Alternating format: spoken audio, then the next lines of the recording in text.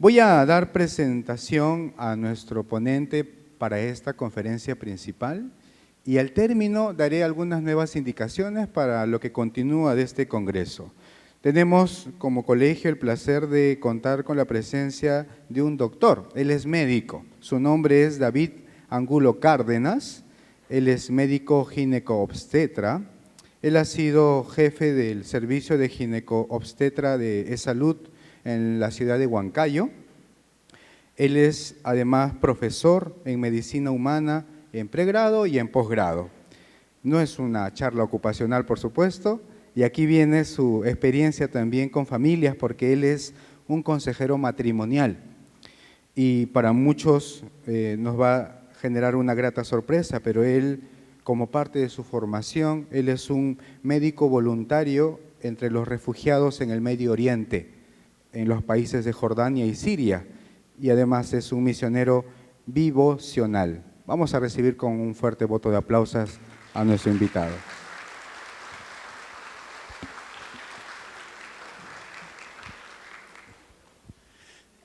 Muy buenos días, es un placer estar delante de ustedes. Gracias, Miss, por la oportunidad que me dan de compartir con ustedes este tiempo con padres que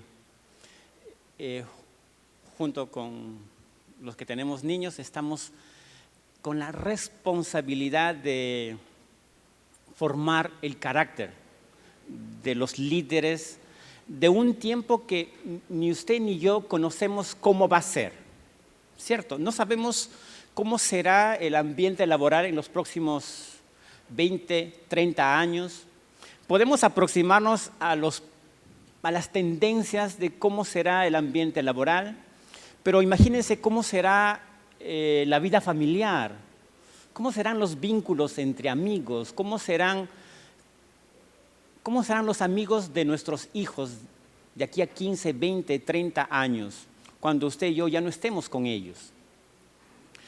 El 22 de junio del 1986, más o menos algunos pueden evocar esta fecha, 22 de junio de 1986, en el Estadio Azteca, en México, se presentó uno de los eventos que dejó un mensaje para todas las generaciones, principalmente para la gente joven, y muchos de ustedes deben recordar ese gol llamado la mano de Dios.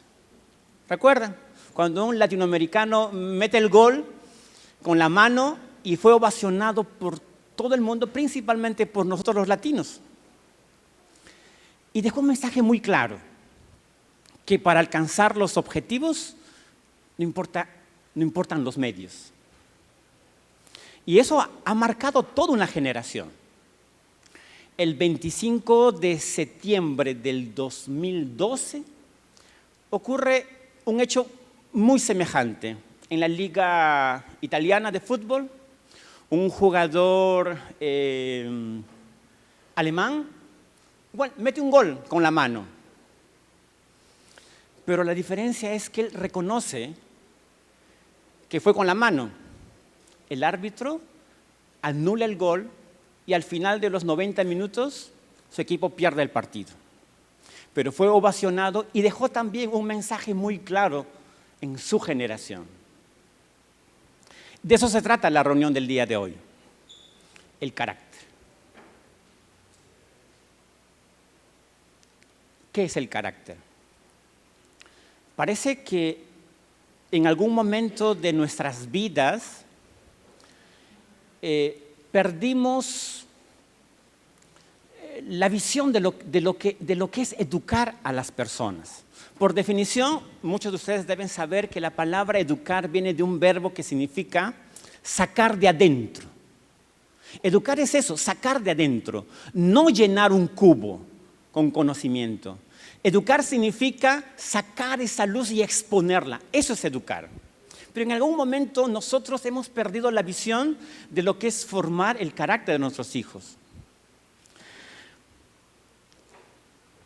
Nuestros hijos van viviendo y comportándose según nosotros cómo vamos trazando su escenario, cómo vamos encaminando las oportunidades que ellos tienen, nuestros hijos se van a mover según nosotros, consciente o inconsciente, activamente o por omisión. ¿Cómo vamos diseñando el ambiente en los cuales ellos están adquiriendo sus nuevas habilidades, sus nuevas destrezas, aún incluso sus conocimientos? Generalmente hay la tendencia a crear mala fama a esta generación de niños, a los adolescentes. Y cuando hablamos de adolescentes, generalmente es como que estamos pasando por un tiempo demasiado crítico, demasiado difícil. Y los responsabilizamos de sus acciones cuando somos nosotros los que en algún momento, activamente o por omisión, estamos generando los hijos que tenemos. Realmente es nuestra responsabilidad. En algún momento hemos perdido el sentido de formar el carácter. En algún momento hemos sido incapaces de conectar la educación, lo bueno de la educación que tú y yo hemos recibido, conectarla con las virtudes, con las ventajas y herramientas de la educación, entre comillas, moderna. No hemos podido conectar. Parece que en el tiempo hemos dejado y hemos estado omitiendo cosas, borrando cosas, y que ahora tenemos los hijos que tenemos. Somos una generación de padres que le teníamos mucho respeto a nuestros padres, incluso temor. Y hoy somos la generación que teme a los hijos. ¿Cierto? E intentamos agradarles en todo. Intentamos decirles sí, sí, sí, para evitar los problemas, para evitar las peleas, para evitar las discusiones. Pero mi querido amigo, amiga, el ser padre no es ser amigo de nuestros hijos. Yo no sé en qué momento a alguien se le ocurrió esta barbaridad que los padres somos amigos de nuestros hijos. Ahí arruinamos una generación. El ser padre es ser jodido. Porque es imposible poner normas, poner límites, poner horarios y el hijo no reaccione siendo enojado. Es imposible, porque para formar a una persona, tú tienes que ponerle límites, tú tienes que ponerle horarios, tú tienes que decirle no muchas veces, y muchas veces aún teniendo, tienes que decirle no puedo. Porque la educación es intencional. Formar el carácter no es algo que ocurre al azar, por accidente. Formar el carácter, como vamos a ver, es construir a largo tiempo. La educación es a largo plazo. Como muchos de ustedes, cuando me dan la oportunidad de estar aquí, y estoy muy agradecido de compartir. No estoy aquí porque soy un experto en formación de hijos. Yo mismo no sé cómo será formar adolescentes. Yo mismo no tengo la experiencia de tener un hijo de 15 años. Josué tiene 11 años, Belén tiene 10 años. Como me presentó el profesor Moisés, hemos estado viviendo en Jordania por 3 años, 2 años en Panamá. Ha sido un tiempo de mucho aprendizaje. Un tiempo de formar el carácter de mi hijo. Cada día somos intencionales. Yo no soy el experto, pero lo que sí tengo certeza, que es una de las cosas que hemos perdido en el tiempo. Hoy educamos en base a opiniones. Mis queridos amigos, padres, tenemos que regresar a certezas, a convicciones. Nuestros hijos necesitan estar seguros que ambos estamos de acuerdo en una sola línea. Por supuesto, yo no voy a dar ninguna recetas. Lo que yo voy a dejarles son principios que desde la eternidad, el que nos hizo, los ha escrito, los ha dejado por medio de historias en la Biblia. Y hay muchas historias que se escribieron hace 3000 años, por ejemplo, y que siguen siendo vigentes el día de hoy. Un gran sabio que vivió hace 3000 años dijo: cuando el que gobierna una nación es un hombre de carácter, el pueblo vive en paz. Qué vigente es el día de hoy, ¿cierto? Qué necesario es tener en la política, en los gobiernos, en las empresas, en la política, en todas las áreas, hombres y mujeres de carácter. Y ustedes han mandado a sus hijos a este colegio porque desde su fundación, la misionera que fundó este colegio declaró, y yo creo que fue la piedra angular en ese momento de fundar este colegio: los alumnos de este colegio van a formar carácter en la medida que tienen una relación personal con Jesucristo. Eso fue el deseo, eso fue el corazón de... Muy amable, muy amable. Entonces necesitamos recuperar las convicciones. Cuando nosotros les formamos en base a opiniones, en base a ideas que no tienen el sustento, que no son coherentes entre lo que nosotros pensamos, decimos y actuamos, generamos inestabilidad. ¿Cómo se desarrolla el carácter?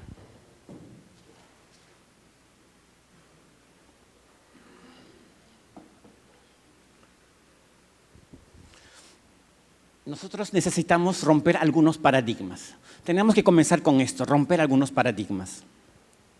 Ustedes conocen esta historia o porque la vieron por la televisión o porque sus propios niños en algún momento les contaron a raíz de las clases que ellos pueden tener en educación religiosa. Y hay historias que nos dejan fundamentos para considerarlos seriamente. Más o menos unos 1800 años antes de Jesús, el pueblo de Israel era esclavo en medio de los egipcios. Y estaban alrededor de 400 años como esclavos. Los hijos, los padres, tenían mentalidad de esclavos, porque por muchas generaciones ellos eran esclavos. Si nacía un niño, ese niño no tenía ninguna expectativa en el futuro. Su vida, su rol en la sociedad de entonces es que iba a ser esclavo. Sus padres le compartían cómo tenían que convivir y vivir y trabajar porque eran esclavos, no había otra opción. Los abuelos dejaban el legado de que eran esclavos.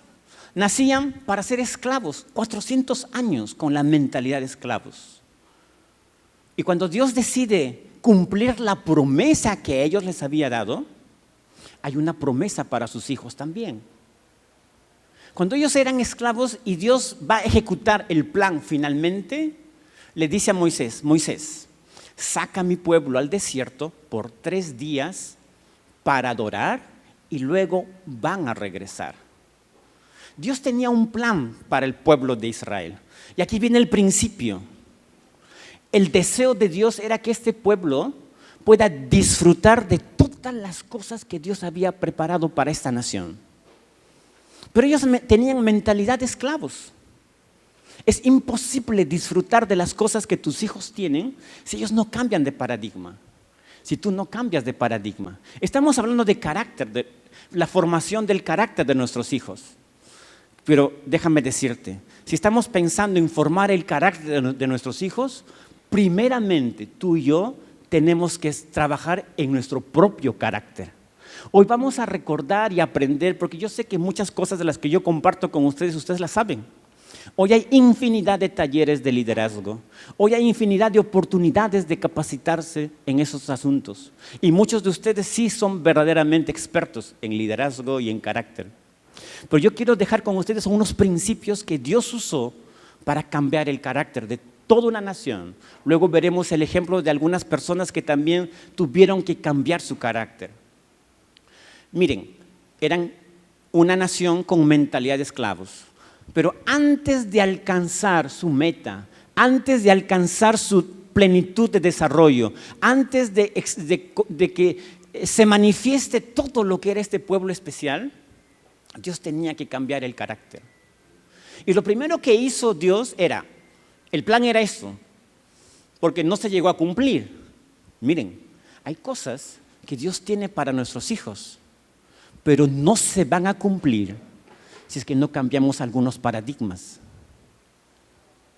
Tenemos que cambiar algunos paradigmas. Era un pueblo esclavo, pero Dios les desafía a salir al desierto y ofrecer y dar. Ellos nunca habían dado. Era un pueblo que más bien recibía trabajo y más trabajo y opresión. No tenían oportunidades de dar. Pero el plan era sacarlos al desierto y cambiarles el chip de no dar a ofrecer, de retener a dar. Y hay un principio que incluso Jesucristo nos enseñó: es mejor dar que recibir. Ustedes saben que una de las mejores estrategias para aprender, que hay muchas estrategias, ¿cierto? Ustedes saben, subrayado, lecturas.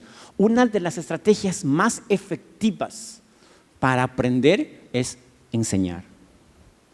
Cuando tú das, se abre un mundo mágico y nos conectamos con lo que fue la voluntad de Dios, los principios que Dios dejó. Es mejor dar que recibir. Cuando damos es cuando más fijamos conceptos.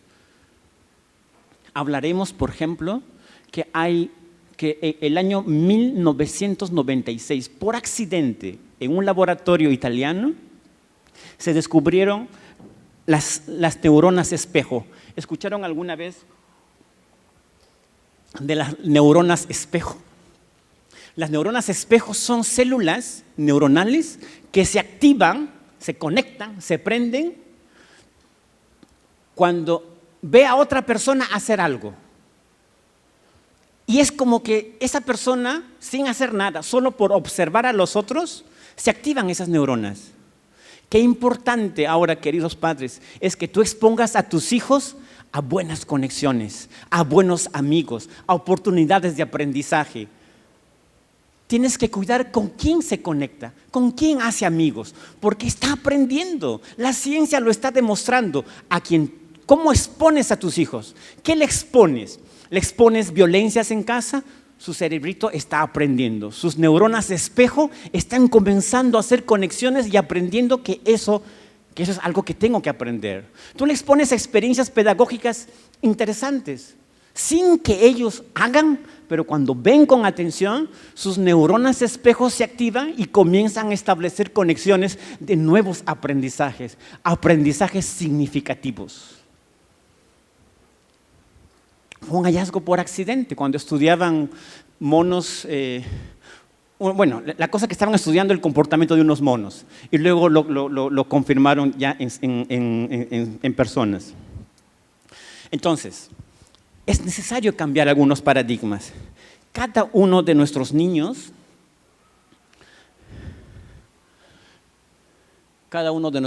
tiene un potencial increíble dentro de ellos.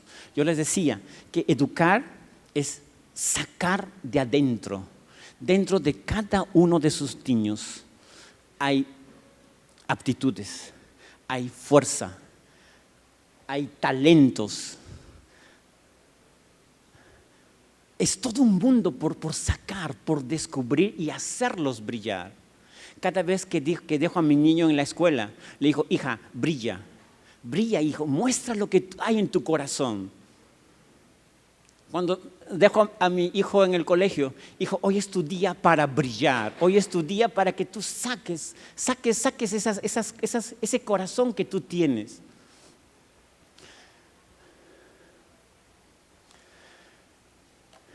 Ustedes saben que los diamantes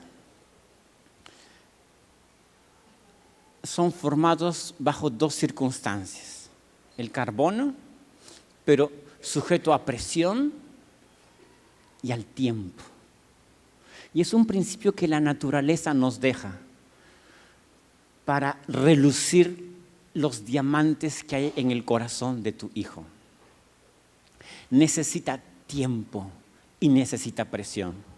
Hace un mes fuimos a una reunión de talleres de padres en el grupo de mi hijo Josué. Y él nos dijo: yo voy a ser la espada, yo voy a estresar a sus hijos y quiero que ustedes sean la pared. Queremos tener a sus hijos entre la espada y la pared. No nos desautoricen, nos decía el profesor, el profesor de matemática, que es el tutor del año. Nosotros necesitamos presión. Hace un momento les comenté, hemos perdido la capacidad de ser líderes, de tener autoridad y de marcar la autoridad en casa. Nuestros hijos necesitan autoridad. Son personas que están en formación, son personas que necesitan conocer que alguien está sobre ellos. Todavía están en formación. Tú no piensas, incluso la ciencia ha demostrado, el cerebro de una persona recién está completamente madura a los 20 y 22 años. Y las últimas áreas en desarrollarse y consolidarse y terminar de completarse son las áreas emocionales, las zonas del sistema límbico. Y nosotros creemos que sus decisiones de 10, 12, 15 años son las correctas y las dejamos que ellos sean libres en ese sentido. Aún la ciencia, mis queridos amigos, la ciencia demuestra que tú eres la persona que tiene que formar el carácter.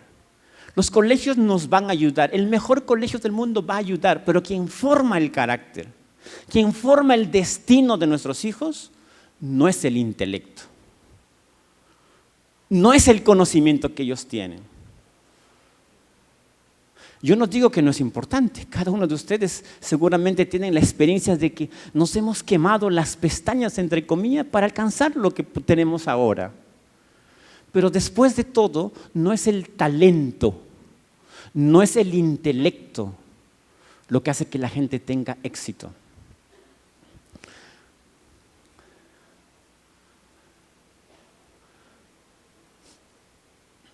Esta es una foto de un actor que hace la historia de David, del rey David. El rey David es uno de los hombres, es una de las biografías más importantes, más sobresalientes de la Biblia. Él era un general que sobrepasaba en valor, que sobrepasaba en fuerza. Era un hombre exitoso para su época. Fue el segundo rey de Israel. En su gobierno, en su reinado, el pueblo de Israel se extendió en su máxima expresión, llegando casi hasta la mitad de lo que hoy es Siria. Homs es una ciudad que está en el centro mismo de Siria, donde comenzó la guerra civil siria. David llegó hasta ese lugar, hasta la mitad de lo que hoy actualmente es Siria. Es el tiempo en el que el Estado de Israel tuvo su máxima extensión. Era un hombre en la guerra, entre sus amigos, realmente exitoso. Él había logrado cambiar la mente de un grupo de soldados que se convirtieron en lo que se conoce en la Biblia como los valientes de David. Hombres extraordinariamente valientes. Incluso la Biblia resalta las virtudes y fortalezas de cada uno de ellos. Era un hombre exitoso. Pero vaya usted a ver cómo era su casa. Solo voy a decirles algunos detalles de qué pasaba entre los pasillos, entre las habitaciones del palacio. Era un hombre que había dedicado su vida a luchar. El día de hoy, mucha gente va a la tumba del rey David en Jerusalén. Mucha gente de hoy va a visitar y muchos ortodoxos oran y rezan alrededor de esta tumba, esperando el descendiente de David que vendría a salvar nuevamente a Israel. Es un hombre de historia, no es una novela, no es una historia que surge, una fantasía de la Biblia, es un hombre real, exitoso. Hoy mismo es reconocido como un hombre verdaderamente ejemplar en la historia de este pueblo. Pero su casa, sus pasillos, era terrible. Uno de sus hijos violó a su propia hermana dentro del palacio. Uno de sus hijos mató al violador, mató a su hermana. Uno de los hijos del rey David se acostó con una de las mujeres del rey David. Era una tragedia. Era un hombre exitoso en la calle, pero dentro era ausente. ¿Y saben qué? Miren cómo Dios nos deja un mensaje claro en esta historia. Como les decía al principio, hay unas cosas que son esenciales para el día de hoy. Cuando David se enteró que uno de sus hijos había violado a su hermana, el texto bíblico dice textualmente, y David se enojó.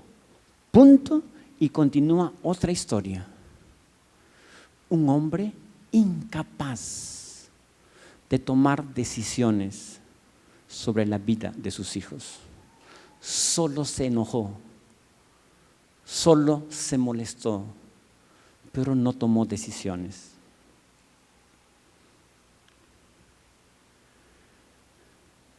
Él dejó pasar todas estas cosas. Estaba preocupado en las cosas de la calle, en las cosas del trabajo. Tuvo éxito, pero sus años de ancianidad los pasó solo. Era el rey. Aun cuando era anciano, cuando ustedes leen la historia bíblica, ustedes van a ver que en un momento uno de sus hijos, ya siendo él anciano, lo obligó una madrugada a salir corriendo de su casa, huyendo, porque el hijo iba a tomar el reino. Y dice el texto bíblico que él huyó descalzo y subió hacia el monte de lo que hoy se llama el Monte de los Olivos. Si alguno de ustedes ha estado ahí, estás muy cerca a la ciudad vieja de Jerusalén. Son cuestión de 600, 800 metros, es una subida al Monte de los Olivos. Pero el texto dice que David huía descalzo, para darnos a entender que aún siendo anciano, sus propios hijos se levantaron contra él, porque no tuvo la autoridad de ejercer influencia sobre el carácter de sus hijos. De ahí la importancia de considerar seriamente sobre lo más precioso que Dios te ha dado, que les ha dado a ustedes como familia. Es formar el carácter de sus hijos, el carácter de nuestros hijos.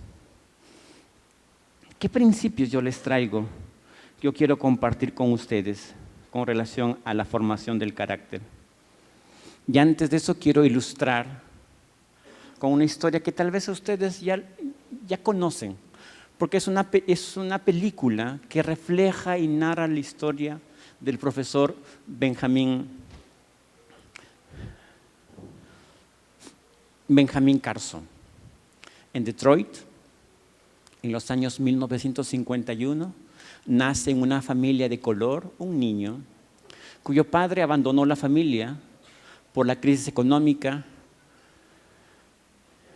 Y el niño creció en un ambiente en el que alguien que tuviese dos dedos de frente aseguraría que ese niño acabaría en una de las cárceles de los Estados Unidos, en medio de violencia, en medio de rebeldía, en medio de un contexto que aseguraba que este niño iba a acabar mal. No quiero dejar de pasar algo que es muy importante. El entorno es más importante que la genética. Eso es otro dato científico importante que usted debe saber. La inteligencia depende de la genética, depende del entorno y depende de la nutrición. Y si hablamos de genética, depende más de las madres que de los padres. Pero el tema no es hablar sobre eso. Pero depende más. Depende más. Hay más influencia de la madre en la inteligencia, en el aspecto genético. Pero ¿qué es lo que influye más? ¿Qué es lo que determina más? Es el entorno. Y eso, para que tengan una idea, muchos lo deben saber, incluso hay una rama de la ciencia, la epigenética, que estudia cómo el contexto influye sobre los genes para que se activen o se anulen algunas habilidades, algunos comportamientos, algunas reacciones químicas. Ben Carson es un niño de color que ya estaba creciendo en un entorno de violencia, un entorno que preveía que el pronóstico de este niño iba a ser malo.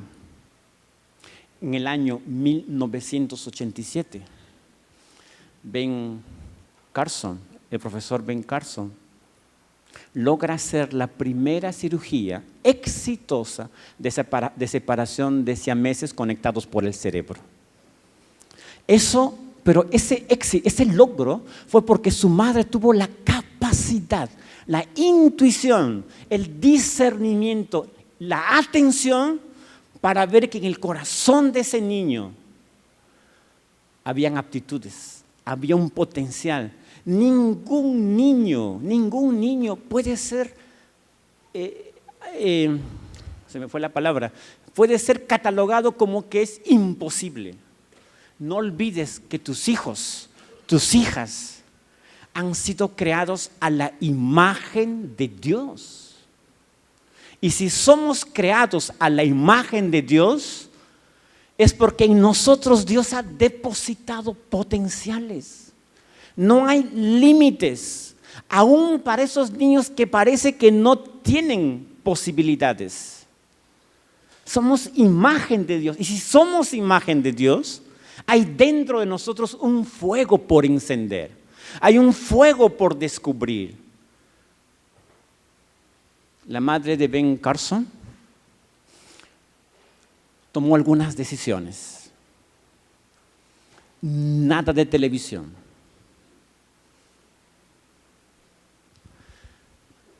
Y le desafió a leer, y a leer, a leer. Y el punto de quiebre, el punto de inflexión fue cuando un día Ben Carson en el colegio, que era ya famoso porque era el tonto, el inútil, el que no hacía nada, el malo, el agresivo. Un día en la clase, el profesor pregunta y expone delante de los niños y les muestra un mineral.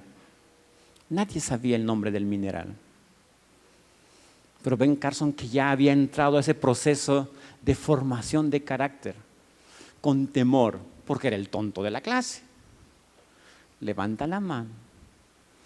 Y el profesor, con esa habilidad, con ese discernimiento, que sabe identificar en el corazón el potencial que hay en cada niño, le dice: Benjamín, ¿tú sabes qué es esta piedra? Y él con temor da el nombre de esa piedra. Y le dice: Benjamín, ¿tú sabes algo más de esta piedra? Y le comienza a narrar las cosas que lo había leído en la biblioteca.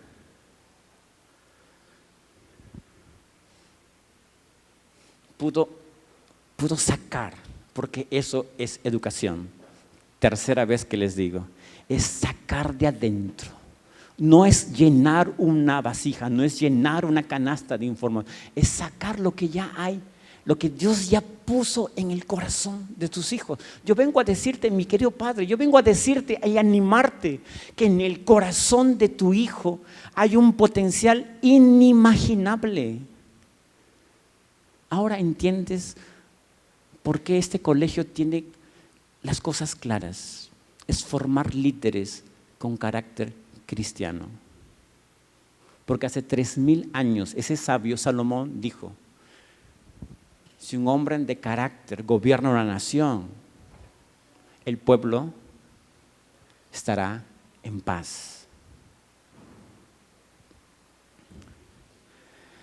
¿Cómo podemos? Yo quiero traerles 4 puntos que me gustaría que usted lo retenga, con relación desde 4 perspectivas, desde la naturaleza misma, de lo que ya está creado. Y el ejemplo es los diamantes. Nuestros hijos necesitan presión. Nuestros hijos necesitan que tú les pongas límites. Como nos decía el profesor, yo quiero tener a tus hijos entre la espada y la pared. Ellos necesitan eso.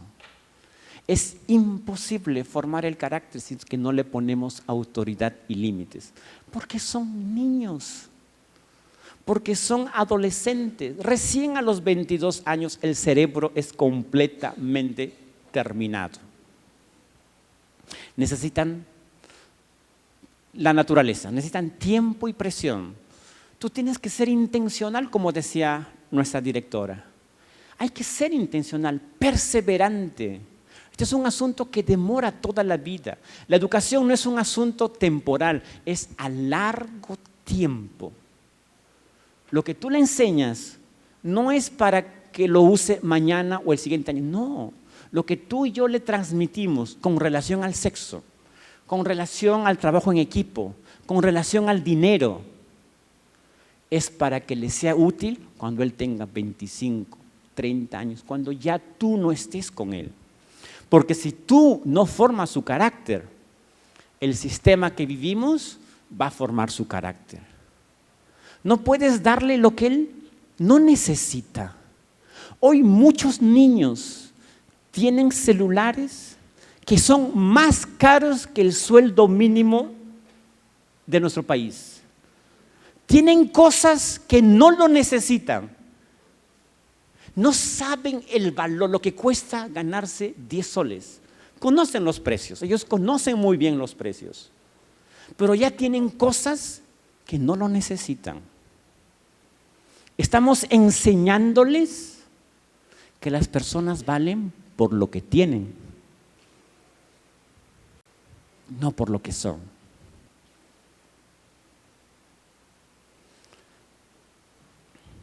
Tiempo y presión. Es lo que la naturaleza nos enseña. Segundo punto, los padres. Nuestro rol solo de responsabilidad. Y yo quiero dejarles un aspecto que incluso está, voy a correr porque se me van los minutos. Hay un asunto importante para formar el carácter de nuestros hijos, que es la ilusión y la sorpresa. Hoy sabemos que una de las estrategias médicas, de terapias, de prevención del Alzheimer, porque de ahí surge esta teoría pedagógica para formar el carácter, es que una estrategia, una herramienta para disminuir el riesgo de Alzheimer es que los adultos estén expuestos a la ilusión, al efecto sorpresa, el soñar, el pensar, en imaginarse, en planear, en tener un sentido para seguir viviendo. Cuando eso pasa y las personas son expuestas a ilusiones, a tener un motivo por el cual vivir, hoy se ha demostrado que las células madre pluripotenciales, o sea, que tienen un potencial tremendo, comienzan a migrar de las cavidades cerebrales hacia la corteza prefrontal. Incluso hoy, en adultos, el efecto de ilusión, el efecto sorpresa, genera un carácter mucho más sólido, es más saludable mentalmente.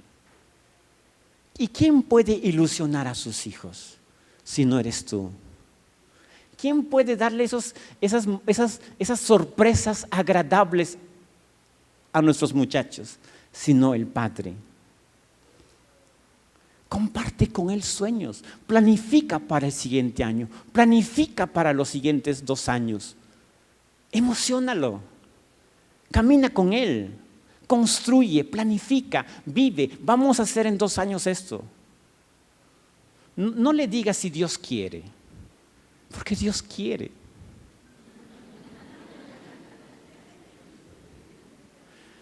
Hemos perdido, nosotros pensamos que Dios es alguien que está ahí buscando la oportunidad para darnos un puntapié. Él es tu Padre. Él quiere que tú prosperes en todas las cosas. Eso dice el texto bíblico. En todas las cosas, así como prospera tu alma. Él quiere. Ilusiona a tus hijos. Construye con él el futuro. Construyan, planifiquen. Tercero, el efecto espiritual.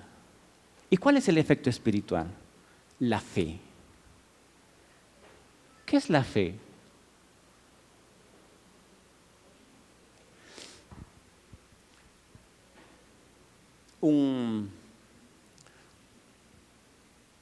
Una niña polaca, una adolescente polaca, tengo poco tiempo, una adolescente polaca escuchó la noticia, esto es un hecho real, eso lo contó el doctor Mario Alonso Point, no pronuncio bien el segundo apellido, en una de sus conferencias.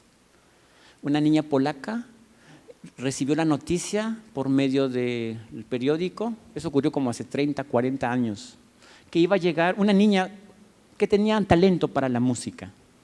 Recibió la noticia que iba a llegar un famoso director de orquesta a su ciudad. Y iba a hacer un casting, iba a probar y estaba reclutando personas talentosas. La niña se preparó. La niña que tenía talento se esforzó y logró finalmente exponerse a este famoso músico. Y acabando el tiempo de la evaluación, se acerca y le dice: profesor, ¿usted cree que yo tengo talento? Y le dice: no, tú no tienes talento. La niña regresó a casa, dejó sus instrumentos, perdió el sentido de disfrutar de lo que ella consideraba que era bueno. Y pasaron los años, se casó, tuvo sus hijos, consiguió un trabajo digno. Y después de muchos años escucha en el mismo medio que este músico regresaba a la ciudad para presentar un concierto. Ella finalmente logra, después del evento, contactarse con él y le dice: usted tal vez no me recuerda, pero yo quería felicitarle por esta presentación que estuvo maravillosa. Le agradece. Y le dice: hace muchos años usted me dijo que yo no tenía talento. Y él le dice: yo digo lo mismo a todas las personas. Porque yo sé que quienes logran el éxito son aquellas personas que creen más en ellos mismos que en lo que les dice la gente. Mis amados, la fe es tener certeza, tener seguridad, aun cuando parece que no hay posibilidades.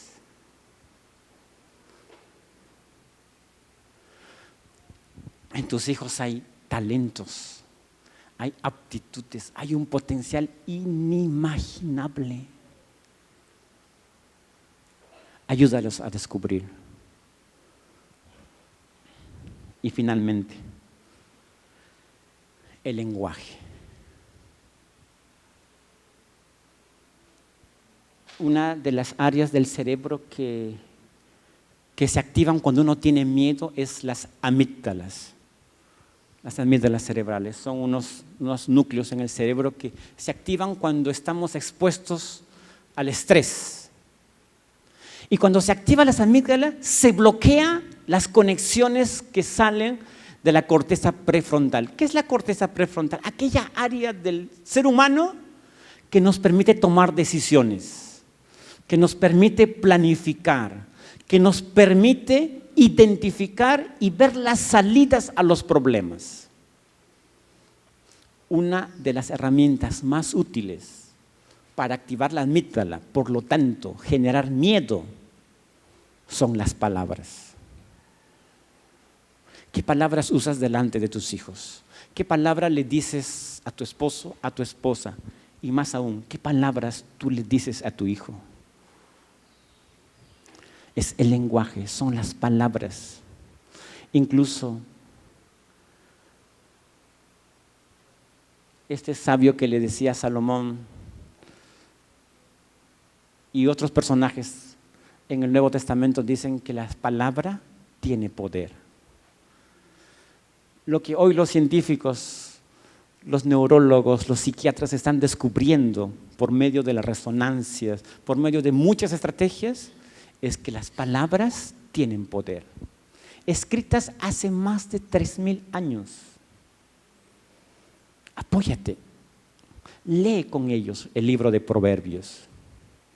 Con mis hijos memorizamos un versículo cada día de Proverbios, porque soy intencional en formar su carácter. Y no son nada religiosos, son cosas que les ayudan a relacionarse con sus amigos, a respetar al amigo, a tener un pensamiento crítico, a ser empático, a usar palabras apropiadas con sus amigos, a ser sabios. Y quiero terminar con esto. El entorno influye más que los genes. Genérale un entorno saludable por medio de tus palabras.